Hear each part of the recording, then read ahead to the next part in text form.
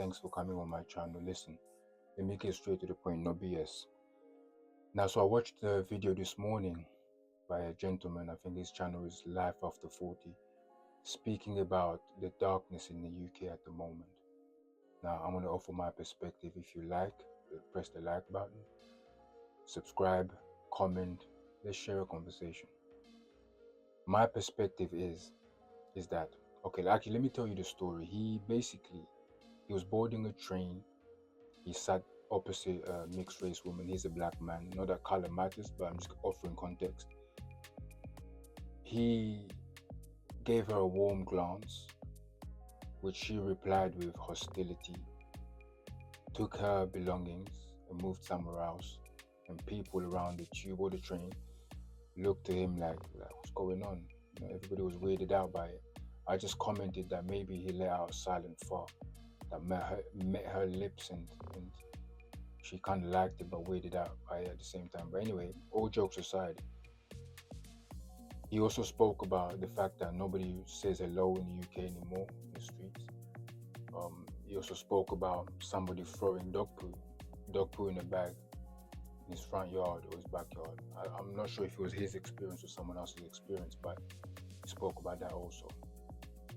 And I want to offer a contrasting experience.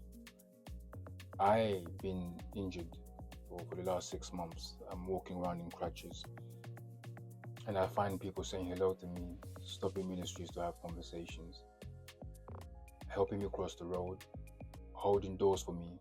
I'm talking young, old, white, black, Asian. Like, I get a lot of help, right? And one particular guy, he wasn't even making eye contact with me. We was crossing the road, and I was noticing that he was walking the same pace as me or even slower. And I saw that he was actually directing traffic or holding up traffic. And I only realized exactly what he was doing when he got on the other side, or when I got on the other side, and then he sped off, went back walking really, really fast. And then I realized that he was doing that for me, right? And he didn't even make eye contact, but I appreciate it. I send my good vibes to him, you know. So what I'm trying to say is that we have a habit to perpetuate darkness. Misery loves company, and sometimes we have to understand that there may be things going on socially, economically, politically. We still have to be discerning whether or not to take those things and digest them as our reality. You know, it's not about being oblivious or being ignorant. It's about not allowing those things to marinate in our consciousness and have it spoil our experience. You know, I believe in unity consciousness, which means that I take responsibility for what I have in my external, in my reality. You know, it's important that we take responsibility.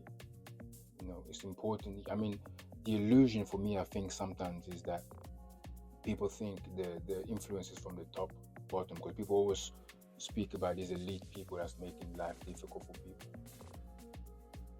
Control what you can control. I believe the influence is from the soil to sky, from the roots upwards. People in so-called at the bottom have a lot more influence than they actually know. And for me, I'm just saying to you guys that it doesn't have to be that way. I'm aware of what everybody is experiencing. But we also have to understand that we have an unhealthy attachment to the past.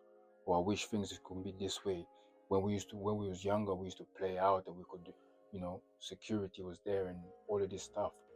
Or music was so good back in the days. Music is good now. Music has always been good. But it's just that what's being projected to you is different. And then you're taking it wrong. You know, we have to understand that let the past go.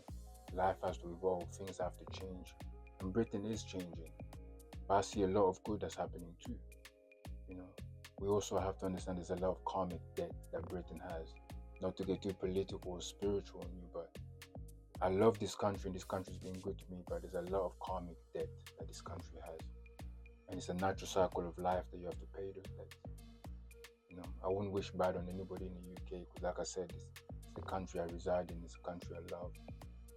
But there's a lot that's gone on in the past that Britain has to atone for, you know. we can be good to each other, man. I love to focus on the things that I'm in control of.